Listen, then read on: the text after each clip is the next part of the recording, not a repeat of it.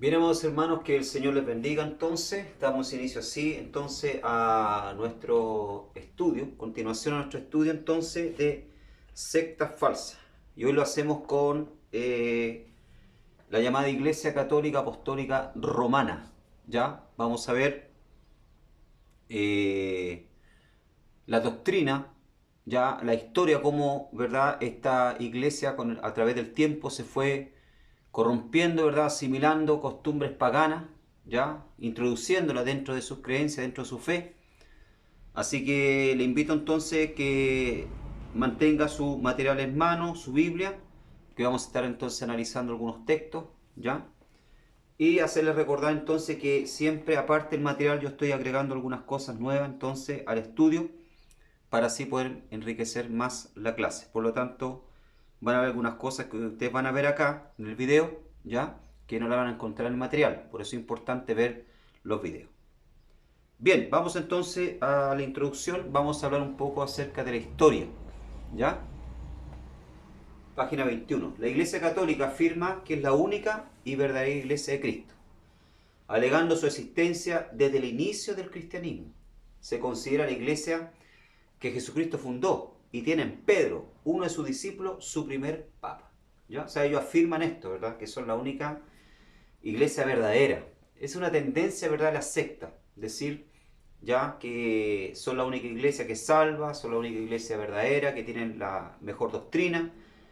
Ya, este sectarismo, ¿verdad?, por decirlo así, a veces también sucede dentro de la iglesia cristiana, protestante, evangélica. ¿Ya? A veces hay iglesias evangélicas que también utilizan esto, ¿verdad?, para poder retener a sus miembros, enseñándole que son la única iglesia verdadera y que fuera de ellos no hay salvación, y que si se desvían, ¿verdad?, o se van a perder. ¿Ya? Y eso es sectarismo, hermano, eso no existe. No hay, ¿verdad?, iglesia verdadera. ¿Ya? La iglesia de Cristo es una sola. ¿Ya? Y nadie tiene el monopolio, por decirlo así, de la salvación.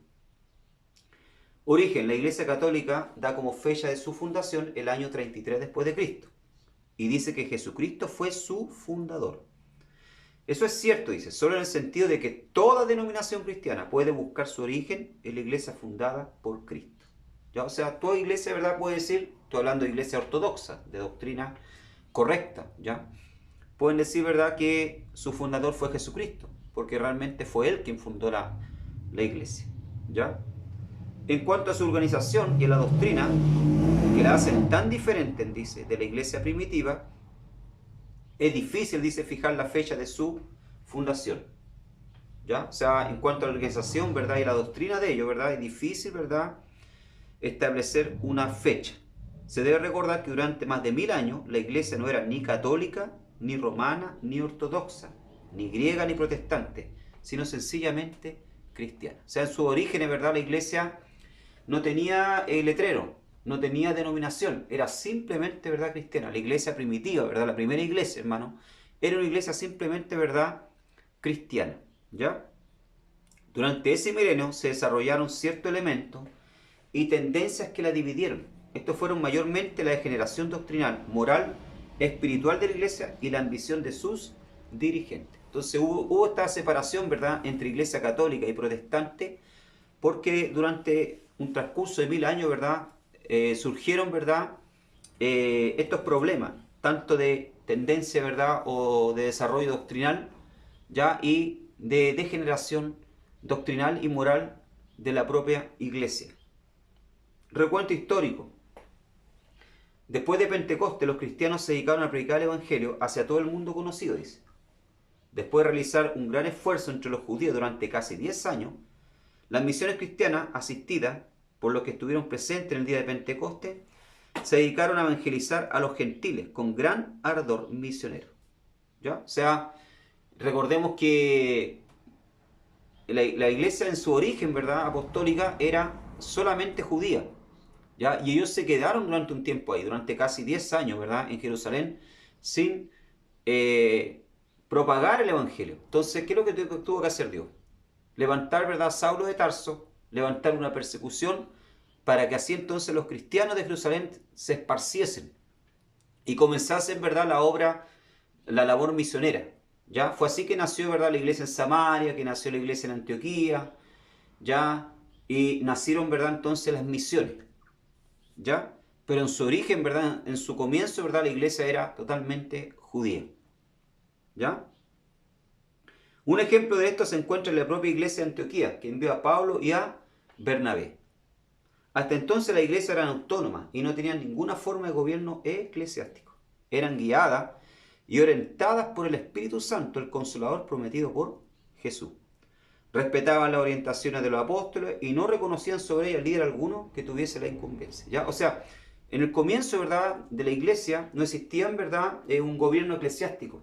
¿Ya? No habían papas, como lo existe hoy en día, ¿verdad? No habían pastores presidentes, no había un gobierno eclesiástico. Cada iglesia era independiente, ¿ya? Cada iglesia, ¿verdad?, era independiente. Es claro que habían presbíteros, sí, encargados, ¿ya?, de las iglesias locales. Pero no existía, ¿verdad?, ese gobierno eclesiástico que existe hoy en día, ya un jerarca por sobre todos los demás, como lo tiene hoy en día también la iglesia católica. Dice de representar a Cristo, ya sea espiritualmente, ya sea administrativamente. Papel atribuido al propio Espíritu Santo, ¿ya? La iglesia en sus comienzos, ¿verdad?, era dirigida por el Espíritu Santo, hermano. ¿Ya? Era el Espíritu Santo quien dirigía, ¿verdad?, a las iglesias. ¿Ya? Y como dije anteriormente, entonces en su origen, en su génesis, ¿verdad?, no existía este gobierno eclesiástico que existe hoy en día dentro de las denominaciones.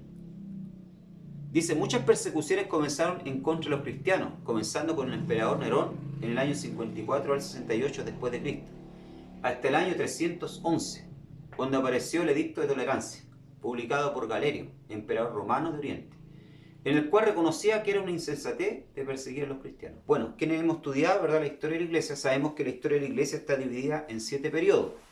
El primer periodo, ¿verdad?, se llama el periodo apostólico. ¿Ya? Después vino el periodo de la persecución que duró casi 300 años, donde la iglesia, ¿verdad?, era tremendamente perseguida. Pero hasta ese entonces, como dije anteriormente, no existía denominación. ¿Ya? La iglesia era una sola, era la iglesia cristiana o apostólica. ¿Ya?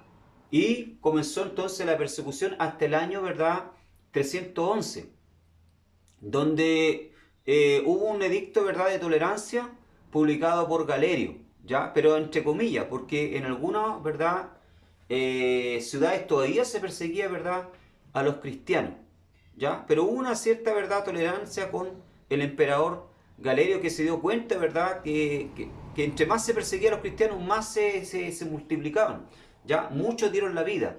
Y en cierto modo, hermano, esta persecución a la iglesia le favoreció. ¿Por qué? ¿En qué sentido? Porque durante los primeros 3 siglos, la persecución, ¿verdad?, ayudó al cristianismo a conservarse puro y relativamente libre de hombres ambiciosos. ¿Ya? Podemos decir, ¿verdad?, que hasta antes del edicto de Constantino, en que reconoce la iglesia cristiana, ¿verdad?, como la iglesia del imperio, la iglesia se mantenía pura, ¿ya?, libre de corrupción. ¿Por qué? Porque estaba pasando por el fuego de la prueba.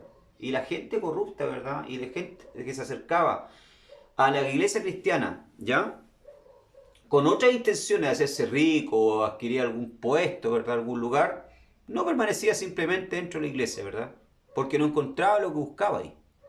Cuando los emperadores se esforzaban por exterminar la religión cristiana, solo se atrevían a unirse con esa secta tan odiadas quienes por su gran fe en Dios estaban dispuestos a renunciar al paganismo y sufrir el martirio. En las catatumbas, tumbas subterráneas de Roma y en otros lugares donde solo se reunían clandestinamente, no había lugar para nada de pompa. Los ritos eran sumamente sencillos y la oración ferviente y nacida del corazón.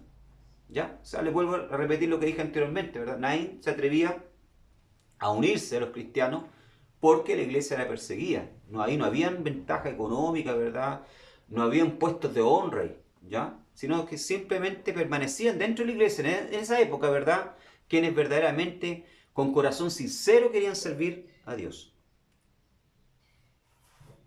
En el 323 dice, ¿ya?, Constantino llegó a dominar todo el imperio romano.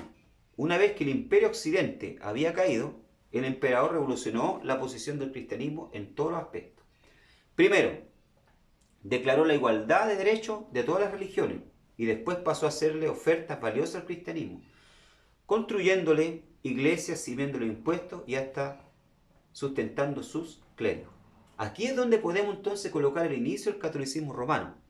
El cristianismo se convirtió en la religión oficial del imperio y mucha gente entró a la iglesia tan solo porque era la religión del gobierno. O sea, aquí nosotros, ¿verdad? Vemos entonces que en el 323 Constantino declara, ¿verdad?, el edicto de tolerancia, ¿ya? Y reconoce a la iglesia, ¿verdad?, protestante, por decirlo así, ¿verdad?, o apostólica, ¿ya?, como la iglesia del imperio, ¿ya? Reconoce como la iglesia, ¿verdad?, del imperio, y la iglesia cristiana pasa a ser, ¿verdad?, entonces la iglesia, ¿ya?, pasa a ser la iglesia del imperio romano. Muchos templos paganos comenzaron a cerrarse, o los mismos templos paganos, ¿verdad?, comenzaron a utilizarse como lugar de culto. El problema está, hermano, ¿ya? El problema surge en que mucha de esta gente, ¿verdad?, que comenzó a acercarse a la iglesia, era gente, ¿verdad?, que no era convertida. Y que todavía, ¿verdad?, seguía adorando a otros dioses. Todavía, ¿verdad?, seguía ya rindiéndole culto a los dioses, ¿verdad?, de Roma. Recordemos, y quiero hacer un paréntesis acá, ¿verdad?, que los romanos, ¿verdad?, eran un pueblo, ¿verdad?, muy dado al misticismo, muy dado a la adoración de otros dioses. De hecho, ¿verdad?, ellos, cuando conquistaban otros pueblos, ¿verdad?, eran muy tolerantes en cuanto a la adoración de otros dioses. Y muchos de ellos se traían incluso los dioses de las otras naciones conquistadas y las colocaban dentro de un templo que ellos tenían, donde había un gran panteón, hermano, ¿ya?, de muchos otros dioses, de otras naciones.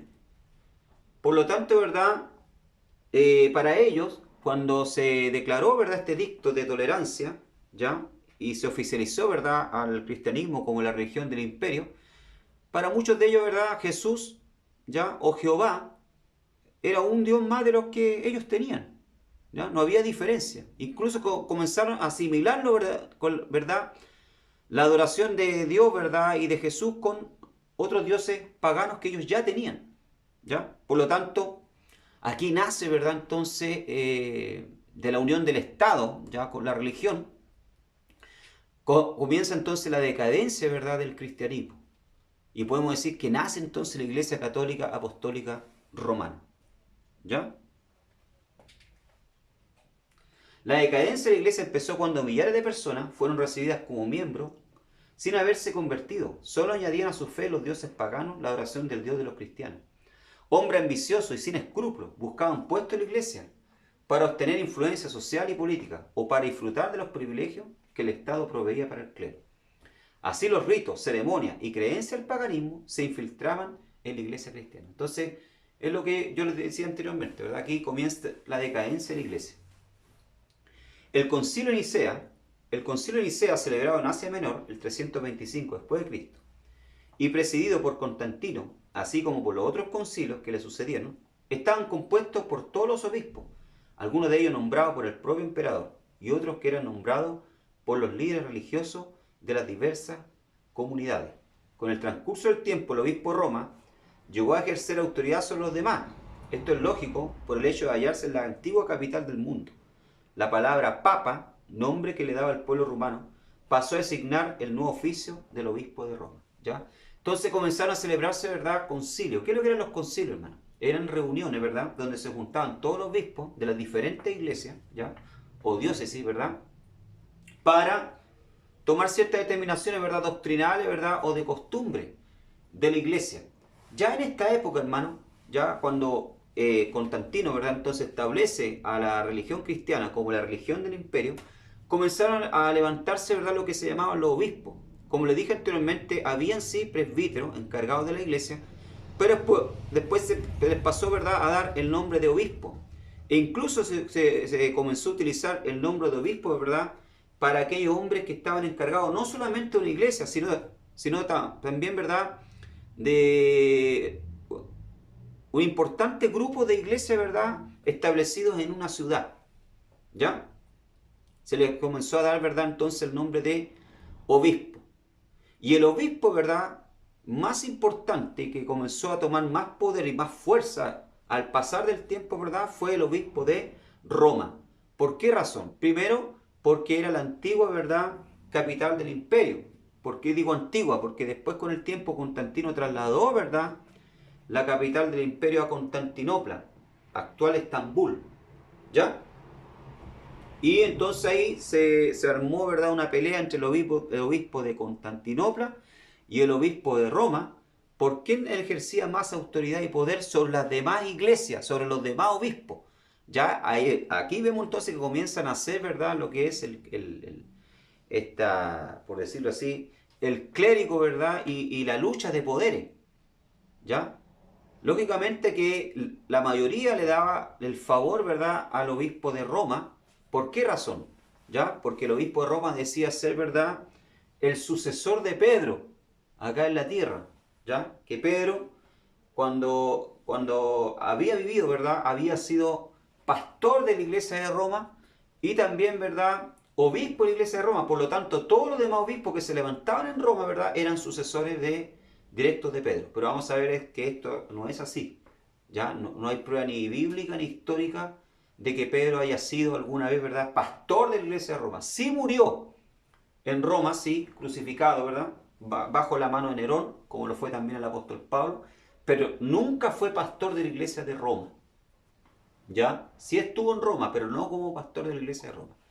Esto es lógico, dice, por el hecho de hallarse en la antigua capital del mundo. La palabra papa, nombre que le daba al pueblo romano en forma de cariño, ¿ya?, al obispo de Roma, pasó a designar el nuevo oficio del obispo de Roma. ¿Ya? De ahí comenzó a utilizarse entonces la palabra papa, ¿verdad?, como una palabra, ¿verdad?, de autoridad, de poder, ya dada al obispo de Roma.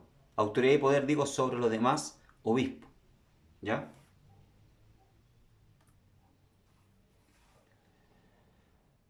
El concilio de Constantinopla. ¿Ya? El concilio ecuménico de Constantinopla en el 381 consagró oficialmente el apelativo de católica aplicado a la iglesia. ¿Ya? Fue en este concilio entonces, hermano, que se le dio el título, ¿verdad?, a la iglesia de católica. ¿Ya? Apostólica romana. Católica. La palabra católica, ¿verdad?, quiere decir ¿qué? Quiere decir universal. ¿Ya? Católico, universal. Apostólico, ¿por qué? Porque según ellos la iglesia está basada en los apóstoles. Y romana, ¿por qué? Porque la sede central, ¿verdad?, de donde viene, como enseñan ellos, ¿verdad?, la sucesión apostólica está en Roma. ¿Ya? Dice, consagró oficialmente el apelativo de católica aplicado a la iglesia. Creo en la iglesia que es una santa, católica y apostólica. Esta frase fue insertada de ahí en adelante en el símbolo de la fe. La iglesia ortodoxa y la iglesia reformada admiten también esta calificación. Perdón. El primer papa. En Roma había muchos obispos, pero el primero en sustentar y defender su autoridad, ejerciendo el derecho de imponer sus órdenes a los obispos de todas las partes, fue León I, en el 440 al 461 después de Cristo, el cual puede ser considerado el primer papa del catolicismo romano. ¿Ya? Algunos dicen, ¿verdad?, que fue León I el primer papa o el primero en darse este título. ¿Ya? Pero también otros dicen, ¿verdad?, que fue Gregorio. A principios del siglo V, el Papa Inocencio, ¿ya?, insistió en que la sede romana era la cabeza de todas las iglesias. O sea, ya vemos que había entonces un interés, hermano, en hacer de Roma, ya en esta época, ¿verdad?, de hacer de Roma, ¿verdad?, por ahí por el año 500, ya después de Cristo, al 600, hacer de Roma, ¿verdad?, la sede de todas las demás iglesias. O sea, ya había esta ambición de poder, ¿ya? Ya había esta ambición, ¿verdad?, de poder, y no solo, hermano, de ser la sede de toda la iglesia, sino también de dominar sobre los reyes, ya de Europa. Dice acá, algunos consideran que León I el Grande fue el primer papa, fundó el papado, pero muchos otros dicen que fue Gregorio, fue su verdadero fundador. Pero la mayoría, ¿verdad?, se inclina por León I. ¿Ya? Los partidarios de Roma empezaron a enseñar que los obispos debían tener preeminencia sobre los demás, porque Jesús le había dado a Pedro para ser la cabeza visible de la iglesia en la tierra. Se da cuenta que los partidarios entonces de Roma empezaron a enseñar que los obispos debían tener, ¿verdad?, dominio, poder, ¿verdad?, sobre los demás. ¿Por qué? Porque ellos se hacían llamar, ¿verdad?, los sucesores de Pedro. Y hasta el día de hoy ellos enseñan eso, ya que la verdadera sede, ¿verdad?, está en Roma, porque Pedro ahí, ¿verdad?, pastoreó y cuando murió le dio ese poder a ellos para que ellos fueran los sucesores, ¿ya? Afirmaban que Pedro estableció la iglesia en Roma y fue su primer obispo, desde el año 41 hasta su crucifixión en el año 67, después de su muerte.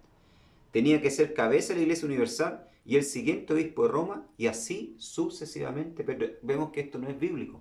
Ya, como dije anteriormente, Pedro nunca fue pastor de la iglesia de Roma. Visitó sí Roma como lo hizo Pablo también, ¿verdad?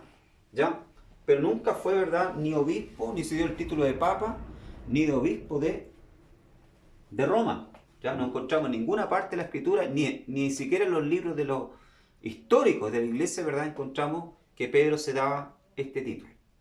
¿Ya? La mezcla del paganismo y la vida católica. Después de Constantino, el cristianismo comenzó a asimilar prácticas paganas, dice. Esto pasó porque muchos paganos entraron a la iglesia sin conversión y ejercieron gran influencia en el culto. El culto tributado a los santos y la veneración de los mártires de otros hombres y mujeres famosos llegaron a tener plena aceptación. Se crearon rituales que eran una mezcla de ceremonias paganas, heredadas de diversas religiones y de ceremonias sacerdotales del Antiguo Testamento. Los santos comenzaron a ser considerados algo así como pequeñas divinidades, cuya intervención era valiosa delante de Dios. Surgió la veneración de reliquias y de lugares. Ante el año 500 el culto a la Virgen María ya había triunfado. El paganismo romano tuvo gran influencia en la formación del culto católico. ¿Ya? O sea, lo que dije anteriormente, ¿verdad? Muchas de las personas que se acercaron a la iglesia, ¿verdad?, una vez que la iglesia fue reconocida como la iglesia del imperio, venían con sus antiguos dioses, ¿ya? Y comenzaron a asimilar, ¿verdad?, con el Dios del cristianismo a sus dioses, diciendo, no, pero si el Dios que yo sirvo, ¿verdad? Por ejemplo, ya la diosa Beldad o Isis, que era una diosa, ¿verdad?, egipcia, que está representada, ¿verdad?, a través de una mujer con un niño tomando pecho, la asimilaron, ¿verdad?, con María, ¿ya? La madre, ¿verdad?, de Jesús. Y dijeron, ah, pero si María, ¿ya?, es la misma que Beldad Isis. Entonces no hay ninguna diferencia. Entonces, y de ahí nace entonces la adoración a María como que fuese la madre de la naturaleza divina de Dios. ¿Ya? O sea, comenzaron a asimilar, ¿verdad?, los dioses antiguos que ellos tenían, ¿verdad?, con el Dios del cristianismo. Y ahí comenzaron a surgir entonces la adoración a los santos, ya la adoración a María, ya la adoración de las reliquias, etc. ¿Ya? Comenzó a contaminarse la doctrina cristiana debido, ¿verdad?, a estas costumbres paganas que traían, ¿verdad?, esta gente que se acercaba a la iglesia. Bien, vamos a hablar entonces, entrar ahora entonces, hemos visto ya la parte histórica entonces del catolicismo romano, ahora vamos a entrar en lo que la doctrina, en lo que ellos creen, en lo que ellos dicen. Diferencia existente entre la iglesia católica y la iglesia evangélica o protestante. ¿Ya? Acerca de la Biblia, ¿qué dice la iglesia católica sobre la Biblia? ¿Ya? Enseña que la lectura de la Biblia es peligrosa para los indoctos. ¿Ya? Cuando habla de indocto, habla de personas, ¿verdad?, que no tienen qué sé yo, un conocimiento, ¿verdad?, teológico, ¿ya? Dice que nadie debe atreverse a interpretar la Biblia de manera contraria a la interpretación católica o sin el asentamiento de la autoridad eclesiástica, ¿ya? De hecho, hasta hace años atrás, ¿verdad?, no sé si ustedes se acuerdan, yo por lo menos cuando era más niño me acuerdo, le decían a uno, ¿verdad?, que no había que leer la Biblia porque se podía volver loco, ¿ya? Y esto se enseñaba, ¿por qué, hermano? Para mantener al pueblo, ¿verdad?, en la ignorancia. Pero la iglesia evangélica protestante pone a la Biblia y no a la iglesia como la autoridad suprema para la fe y la conducta de sus miembros. ¿Ya? Debe vivir en obediencia a la palabra de Dios. Con respecto a la incapacidad del pueblo para entender la Biblia, ¿a quiénes fueron dirigidos los mensajes de los profetas y la mayoría de los discursos de Jesús que tenemos en la Biblia? Al pueblo común y en un lenguaje sencillo. ¿Por qué no lo ha de entender el pueblo común en el día de hoy? Dios le mandó a los israelitas a enseñar la escritura a sus hijos en su casa. ¿Por qué no lo han de comprender nuestros hijos o en el siglo XX? ¿Se da cuenta, hermano? O sea, La iglesia, la lectura de la palabra del Señor no vuelve loco a nadie. La lectura de la palabra de Dios, ¿verdad?, no enferma a nadie. Al contrario, le da sabiduría, le da, ¿verdad?, entendimiento. Si fuese así, ¿verdad?, Dios no le habría mandado a los israelitas, ¿verdad?, enseñarle la escritura a sus hijos desde niños. Deuteronomio capítulo 6, versos 6 al 8. Y estas palabras que yo te mando hoy estarán sobre tu corazón, y las repetirás a tus hijos, y hablarás de ellas estando en tu casa, y andando por el camino, y al acostarte, y cuando te levantes, y las atarás como una señal en tu mano, y estarán como frontal entre tus ojos. Deuteronomio capítulo 6, versos 6 al 8. En tiempos bíblicos se recomendaba la lectura de la escritura. La entrada de la palabra iluminaba la mente. No era peligrosa para la iglesia. ¿Por qué hacerlo ahora si la iglesia se basa en la escritura? En Josué capítulo 1, verso 8, Dios le dice, ¿verdad?, nunca se apartará de ti este libro de ley, sino que meditarás en él de día y de noche, dice el Señor. ¿Se da cuenta? Entonces, al contrario, la Biblia, ¿verdad?, recomienda la lectura ya de la Escritura. Y también, ¿verdad?, la palabra del Señor, ¿verdad?, no es peligrosa, al contrario, ¿ya? Ilumina la mente, abre el entendimiento, al contrario de lo que enseña, ¿verdad?, la Iglesia Católica. Y no es necesario, ¿verdad?, que la persona sea un teólogo para poder entender la palabra del Señor. Acerca de la Iglesia, ¿qué enseña, ¿verdad?, la Iglesia Católica Apostólica Romana? La Iglesia Católica dice que es la única y verdadera Iglesia y que fuera de ella no hay salvación. Dice que fue fundada sobre la roca. Dice que es la única que tiene las señales de la verdadera iglesia, que es una santa, católica y apostólica. ¿Ya? Se dice, ¿verdad?, que es la única. Esto es una tendencia, ¿verdad?, de la secta, como decía anteriormente. ¿Ya? La mayoría de las sectas siempre van a decir, ¿verdad?, que ellos son los únicos, que contienen la verdad y lo único, ¿verdad?, que salvan, y que fuera de ellos no hay salvación. ¿Ya?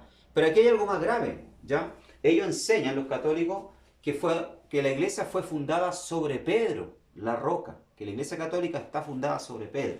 Y se basan, ¿verdad?, en Mateo capítulo 16, ¿ya?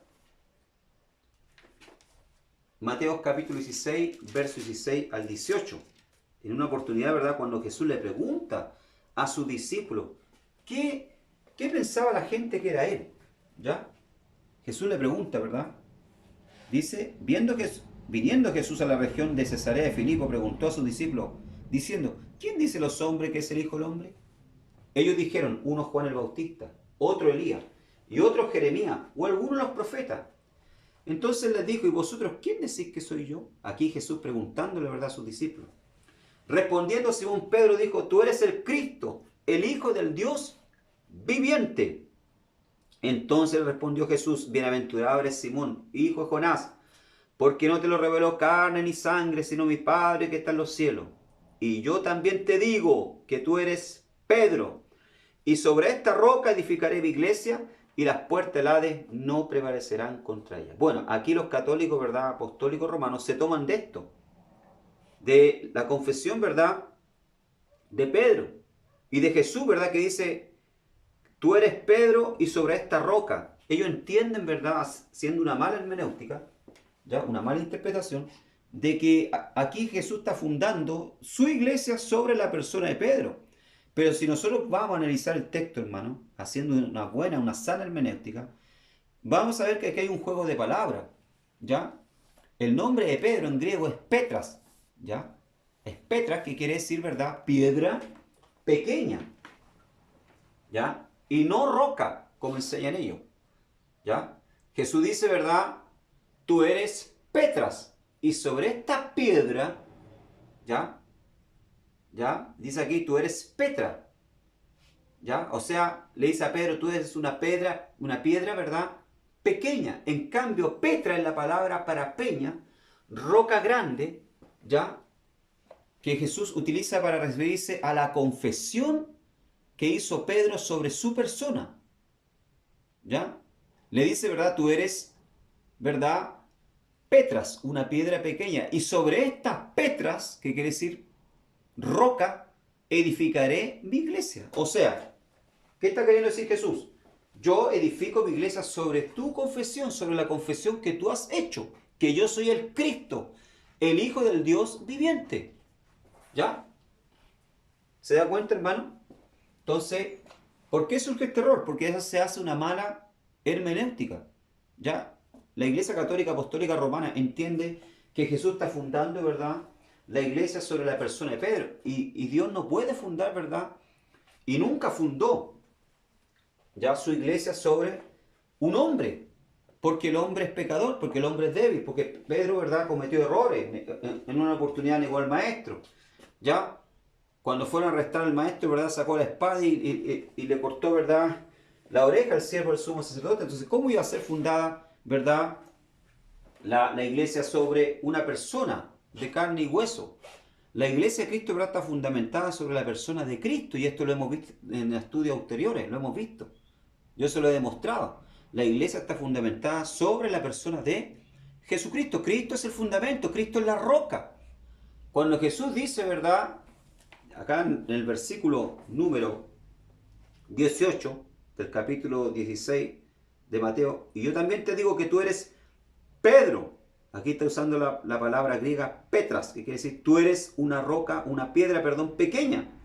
Y sobre esta roca, dice Petros, ¿ya? O Petra, perdón, ¿ya? Petra, sobre esta roca edificaré mi iglesia. O sea, Jesús estaba fundamentando, ¿verdad?, su iglesia sobre la confesión de Pedro de que él era el Cristo, ¿ya? Pedro además nunca reclamó para sí ningún título o puesto especial.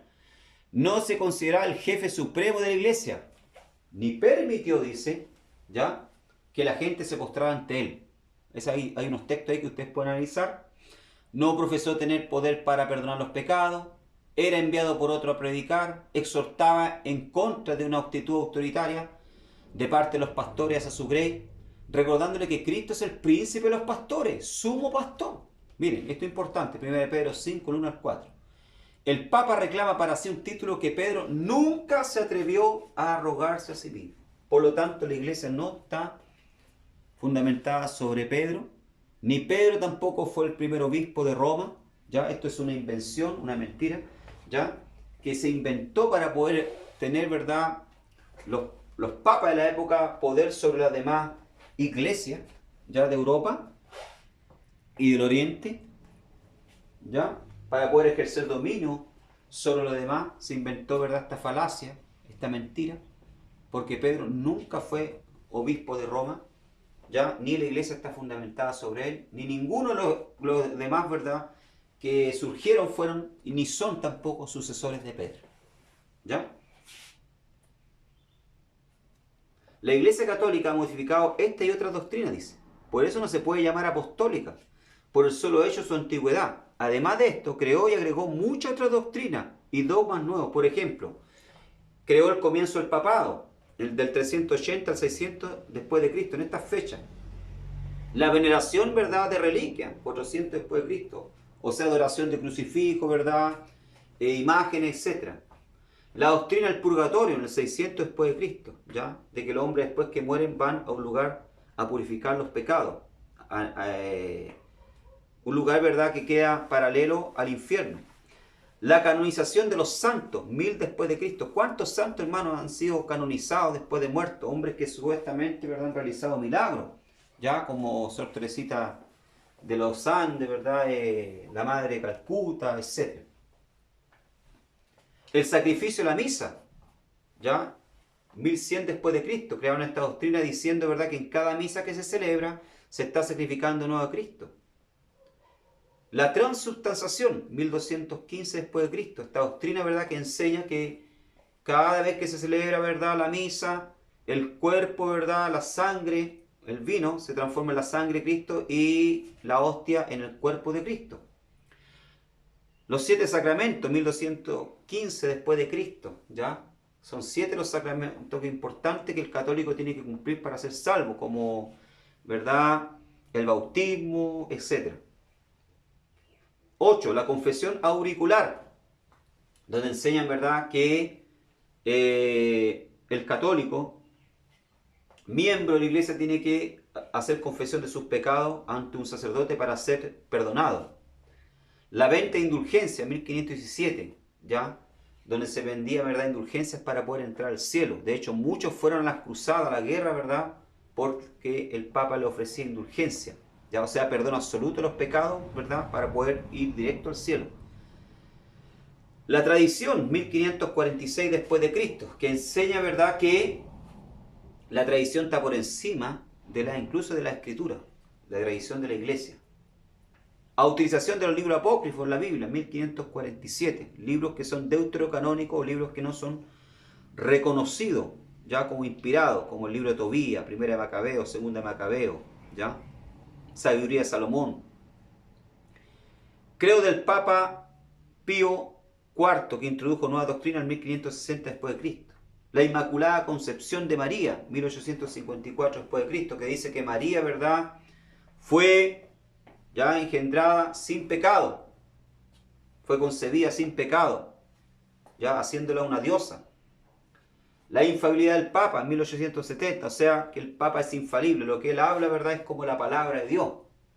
La Asunción de María, 1954 después de Cristo, que enseña, ¿verdad?, que María resucitó al igual que Cristo, ¿ya?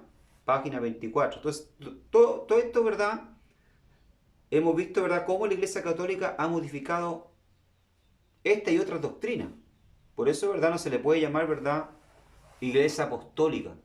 Porque vemos que los apóstoles, ¿verdad?, y la doctrina y la enseñanza de los apóstoles, ¿verdad?, no tienen nada que ver con esto que ellos enseñan. Y esto no se encuentra en la Escritura.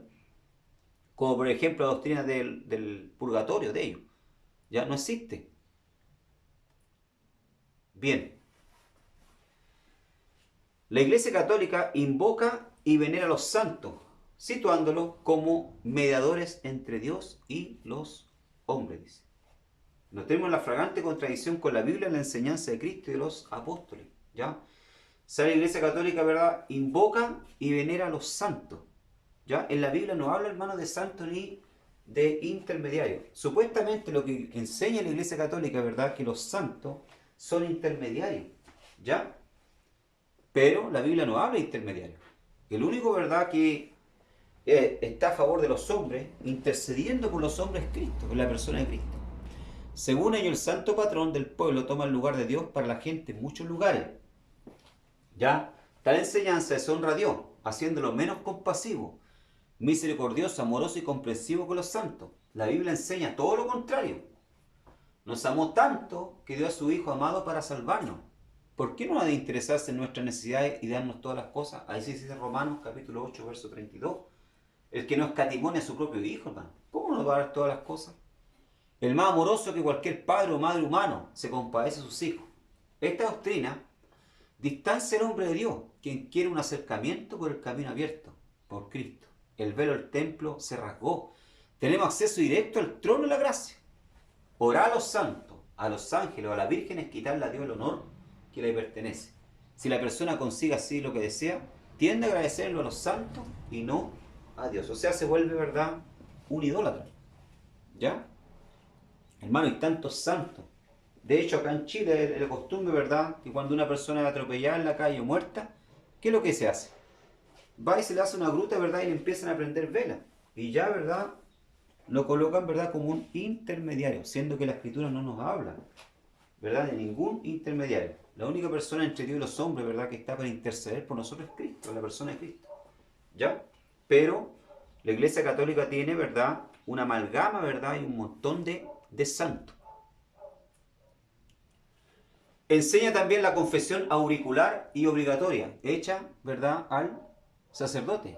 En la Iglesia Católica, para recibir el perdón de los pecados, se deben confesar todos los pecados de acción, palabra o pensamiento, para ayudarle a vencer la timidez y hacer una confesión completa. El confesor debe preguntarle si ha hecho, dicho o pensado tal o cual cosa. Se estableció lo que se enseña, ¿verdad?, como la confesión auricular. A través de la confesión, ¿verdad?, la persona va a donde un sacerdote, ¿verdad?, se confiesa, y el sacerdote, ¿verdad?, tiene el poder para, ¿verdad?, perdonar los pecados. ¿Ya? Le aplica, ¿verdad?, una penitencia, ¿ya? O puede ser unos 10 rezos de María, ¿verdad?, o alguna otra penitencia, y entonces recibe el perdón. Lejos de limpiar la conciencia, estas preguntas sirven muchas veces, ¿verdad?, para despertar la curiosidad de los inocentes y encaminarlo hacia la inmoralidad y la perdición. ¿Ya? O sea, la persona llega allá, ¿verdad? Y a veces por timidez, por vergüenza, le cuesta hablar, ¿verdad? Pero el sacerdote comienza, ¿verdad?, a indicarle ciertos pecados que a lo mejor ha cometido. Y esto, ¿verdad?, hace con que muchas veces en la persona, en el joven, se despierte, ¿verdad?, una cierta curiosidad. Porque el padre comienza a decirle, ¿verdad?, al sacerdote, ¿qué cometiste? ¿Qué pecado cometiste, verdad? Fornicación, adulterio, mataste. Hay que añadir también, ¿verdad, hermano?, que muchas veces esto produce, ¿verdad?, un problema psicológico, tanto al sacerdote como a aquel que confiesa. Porque a veces el sacerdote también tiene que escuchar, ¿verdad?, cosas que son atroces. Imagínense usted, ¿verdad?, cuando el sacerdote tiene que escuchar, ¿verdad?, la confesión de una persona que ha matado, que ha mutilado, ¿ya? O que ha cometido crímenes, ¿verdad?, que son terribles. Y estos sacerdotes están juramentados bajo, ¿verdad?, un juramento de silencio. No pueden hablar, no pueden, ¿verdad?, dar a conocer, ¿verdad?, las confesiones, ¿ya? Porque están bajo un juramento de silencio. La solución divina no depende de que hagamos una relación completa de nuestras faltas. ¿Ya? O sea, Dios no quiere, ¿verdad?, que le hagamos una lista de nuestros pecados, sino que simplemente vayamos, ¿verdad?, y reconozcamos nuestros errores. Pero no delante de un hombre, sino delante de Él. Que doblemos nuestras rodillas y oremos al Señor y confesemos nuestros pecados para recibir el perdón directamente de Él.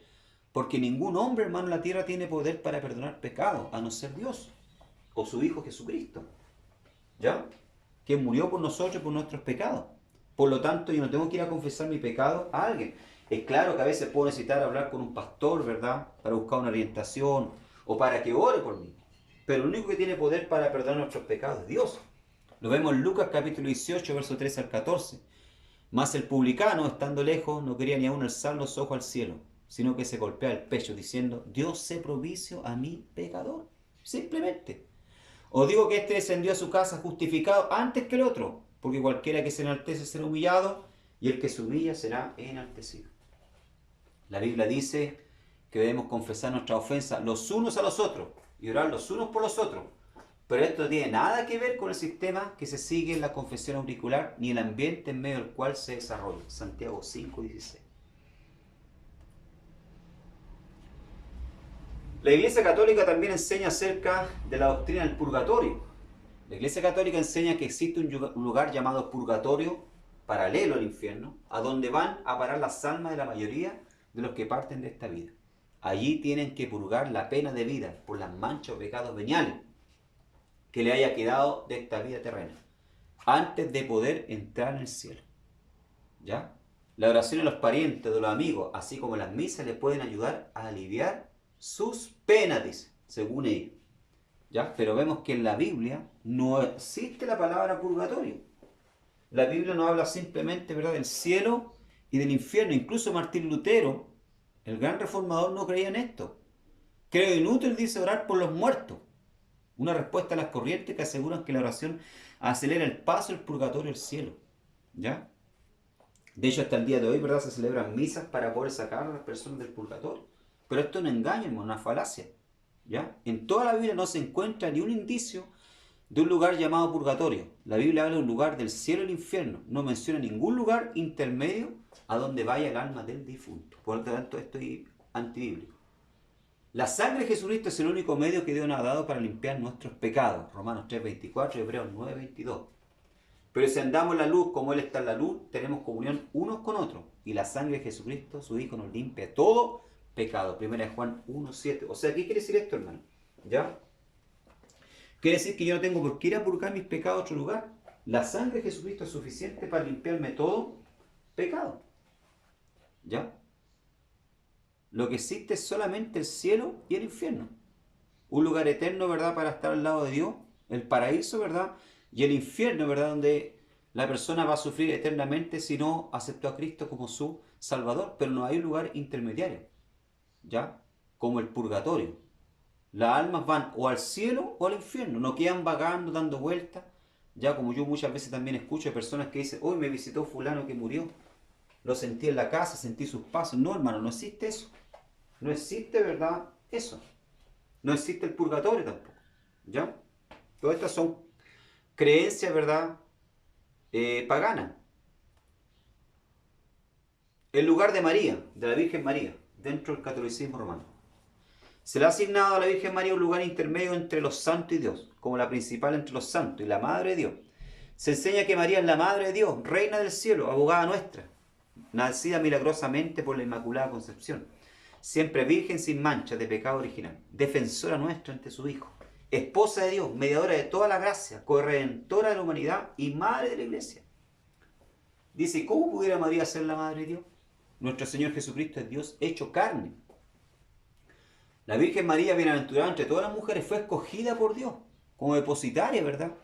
Dios la escogió para traer a su Hijo, para ser la madre de la naturaleza humana de Cristo, pero no divina. Fue madre de su cuerpo físico, pero no pudo ser la madre de su deidad. ¿Por qué, hermano? Porque si María, ¿verdad?, fuese la madre, ¿ya?, de Dios, de su divinidad, María hubiera tenido que ser Dios. Y María no era Dios, o una diosa. María, ¿verdad?, era una mujer que fue escogida por el Señor, agraciada sobre todas las mujeres de su época, ¿verdad?, para ser depositaria, ¿verdad?, o instrumento que Dios cogió, ¿verdad?, para poder traer por medio de ella, ¿verdad?, a su Hijo Jesucristo. Pero ella no era una diosa, ¿ya? Esto es una invención, ¿verdad?, de las tantas doctrinas, ¿ya?, torcidas de la Iglesia Católica. María fue madre de su cuerpo físico y María también necesitaba un Salvador. Si ustedes ven, ¿verdad?, cuando María, ¿verdad?, comienza a adorar a Dios por haberle dado esta bienaventuranza de ser madre y hijo de Dios, ella dice, yo me regocijo en Dios mi Salvador. O sea, ella necesitaba un Salvador, ella necesitaba, ¿verdad?, el perdón de los pecados como todos nosotros, ¿ya? Por lo tanto, no podía ser la madre de la naturaleza divina de Dios. Fue madre de su cuerpo físico, pero no pudo ser su madre de la deidad de Cristo, la segunda persona de la Santísima Trinidad. Es eterno. Como Dios siempre ha existido, no es lógico hablar de María como la madre de Dios, ¿ya? Estos textos que ustedes ven acá, ¿verdad?, hablan de la preexistencia de Cristo y prueban que nadie puede ser madre de su deidad, porque Cristo no fue creado, ¿ya? Cristo vino, sí, se hizo hombre, ¿verdad?, y usó, ¿verdad?, a María como instrumento, ¿ya?, para nacer y habitar en medio de nosotros. Ninguno de los apóstoles ni los padres primitivos de la iglesia dicen nada de esto.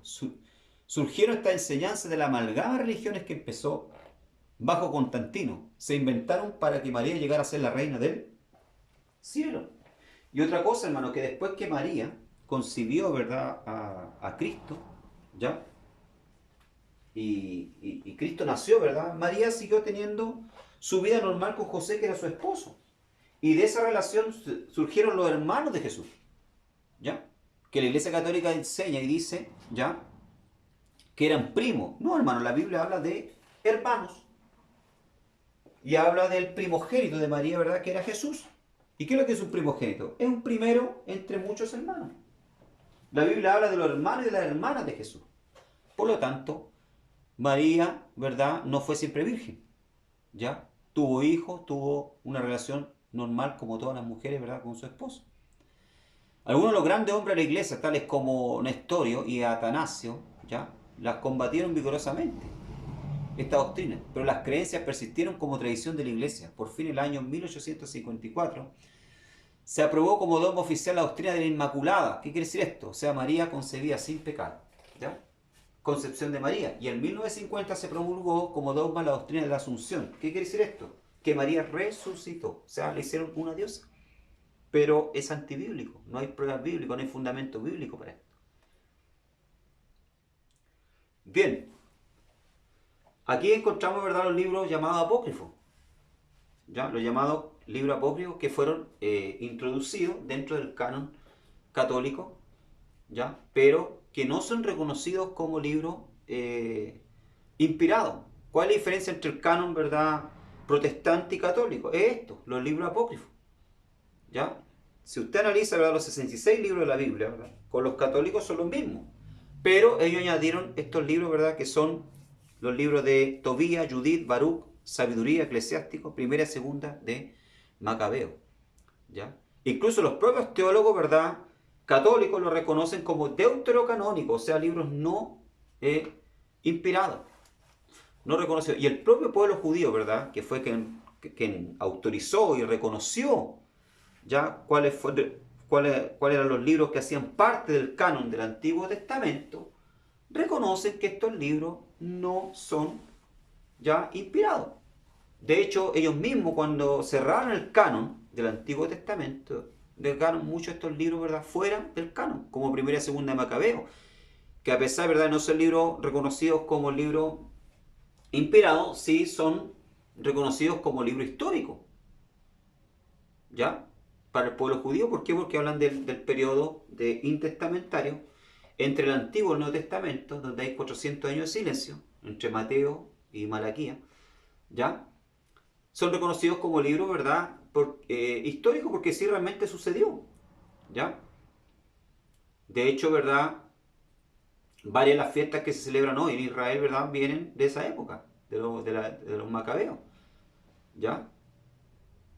Bien, los judíos no aceptan los libros agregados por el catolicismo del Antiguo Testamento, ¿ya? No están incluidos en el canon hebreo. Jesús y sus discípulos jamás citaron estos libros. Además contienen falsas enseñanzas. Los apócrifos contienen un número elevado de falsas enseñanzas. Por ejemplo, en Tobías 6, capítulo 6, versos 5 al 7, dan la orden de utilizar magia. Ya sabemos que Dios es contra, ¿verdad?, la magia, contra el espiritismo y todo lo que tiene que ver con hechicería. En Tobías capítulo 4, versos 11 y 2 al 9, habla sobre el perdón de pecados por el solo hecho de dar limosna, ¿ya? O sea, ¿cuál es la conclusión, hermano? Los católicos, o los teólogos católicos, ¿verdad?, o los papas, añadieron estos libros apócrifos para poder dar sustento a sus doctrinas, como el hecho de poder alcanzar la salvación a través de las limosnas o de las buenas obras.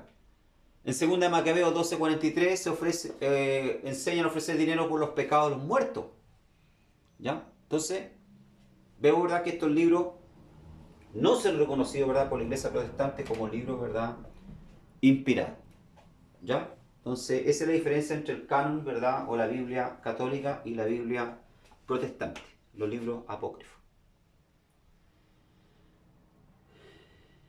Bien, para ir terminando ya, la última doctrina, ¿verdad?, también de los católicos, ¿verdad?, de la Iglesia Católica Apostólica Romana, es la doctrina de la transubstanciación.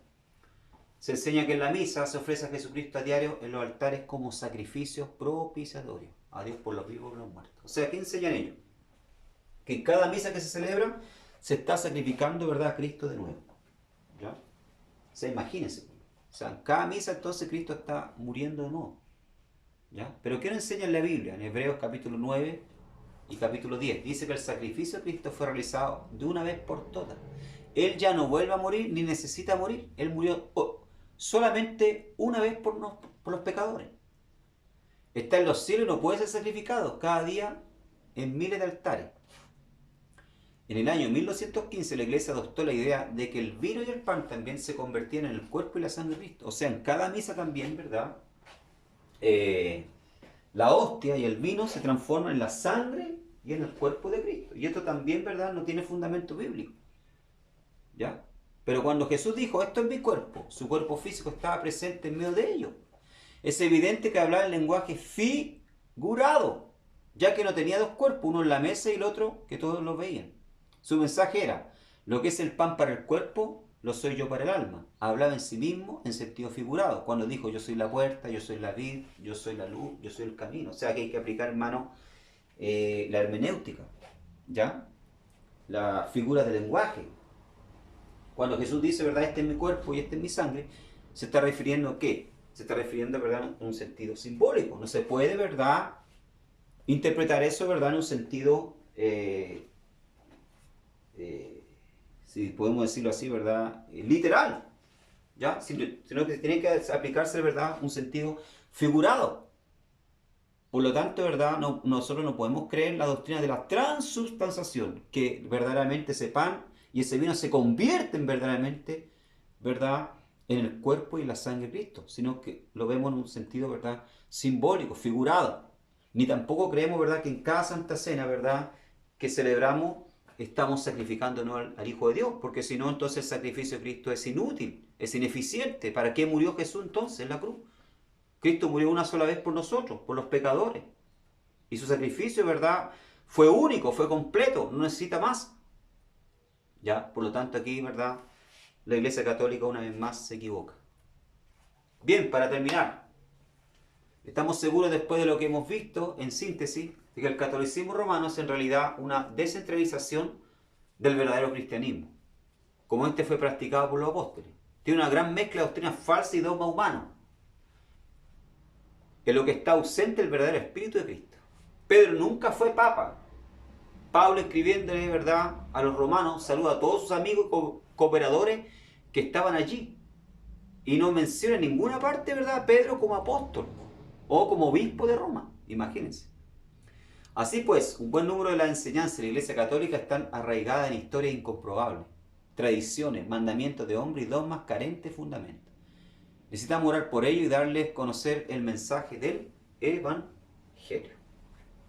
Bien, amados hermanos, entonces espero que haya sido de bendición este estudio entonces para ustedes, ¿ya? Y la próxima semana estaremos hablando acerca de los Hare Krishna, ¿ya? Otra secta falsa, aprendiendo acerca de la doctrina, las creencias de ellos, cómo combatirla, ¿verdad? Cómo poder hacer una apología, una defensa, ¿ya?, del Evangelio, desde la perspectiva de la palabra del Señor, desde la Biblia. Y le invito a estudiar, porque ya están quedando las 2 clases más, aparte de los Hare Krishna, para ya estar terminando nuestra materia entonces, ¿ya? Las preguntas, la prueba van a salir de los videos, tanto los videos como del material. Así que para que estén, ¿verdad?, atentos al estudio. Que el Señor les bendiga grandemente. Un abrazo para todos. Me despido con la paz del Señor. Amén.